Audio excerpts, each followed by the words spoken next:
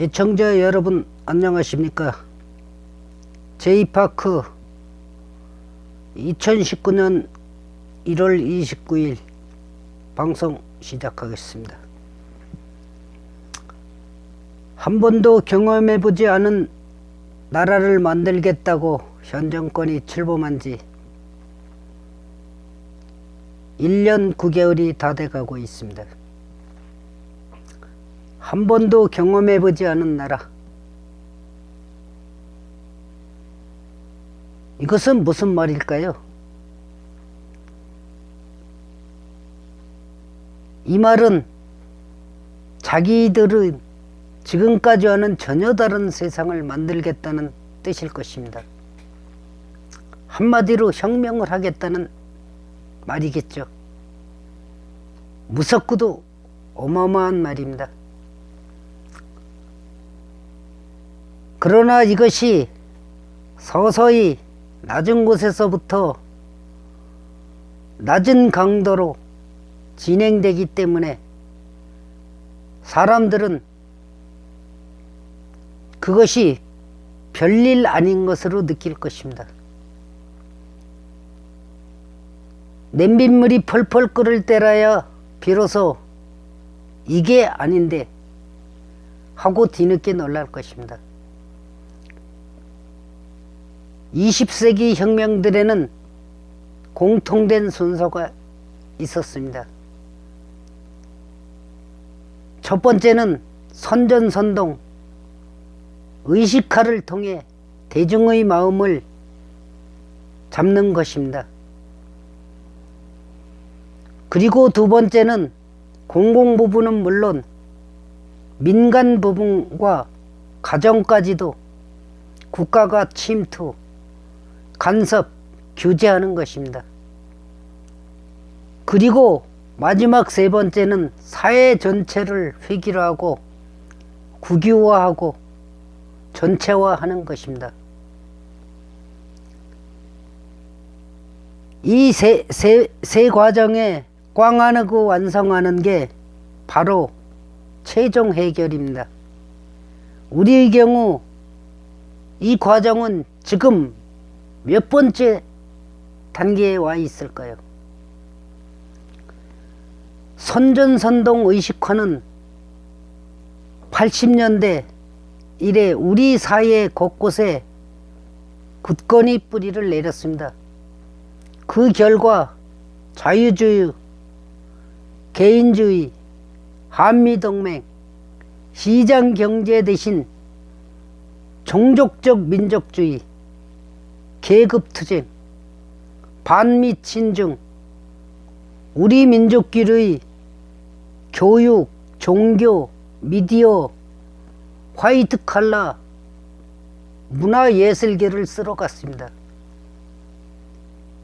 지금은 그런 진지전에서 나아가 공공부분과 민간부분의 운영을 탈취하는 기동전 단계, 그래서 마침내 대망의 최종 해결을 위해 상대방을 꿰멸시키는 단계입니다. 공공부분에선 공영 미디어와 사법부까지 촛불국가로 편입되었습니다. 교육 현장에선 부모들이 자녀들을 초등학교 때부터 촛불국가에 징발당할지 모릅니다. 초등학교 사회교과서를 국정에서 고민정으로 바꾸겠다니 말입니다. 위형상으로는 물론 고민정이 민주적이다 할 수 있겠습니다. 그러나 고등학교 국가교과서는 고민정인데도 실제로는 촛불국가의 세뇌도구로 쓰이고 있습니다. 앞으로는 초등학생들마저 우리 민족끼리 구호를 외칠지 모를 일입니다.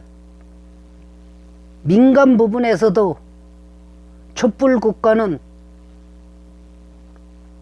모든 분야에 침투하고 있습니다.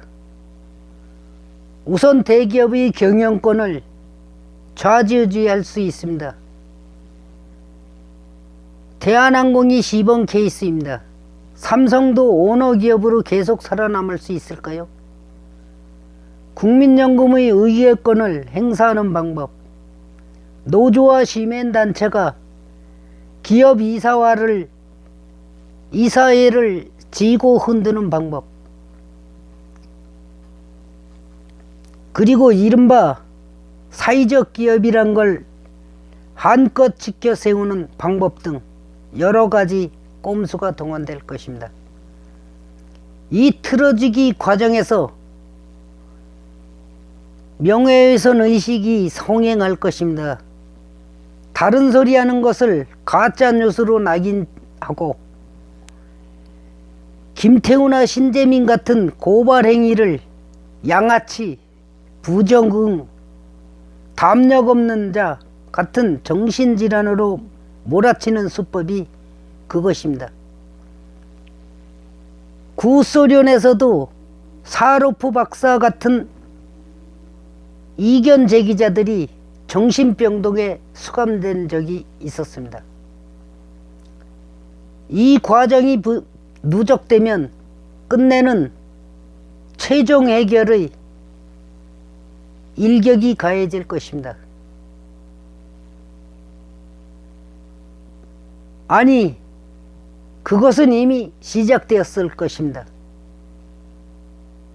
이념 노조는 섭정 밖에서 미군 철수와 국가보안법 철폐운동을 벌일 것이라고 선언했습니다. 양심수 이석기, 위인 김정은 지지운동도 공공연히 벌여지고 있습니다. 이 단계에 이르면 1948년 8월 15일에 세운 대한민국 당초의 대전제는 허물어질 수밖에 없습니다.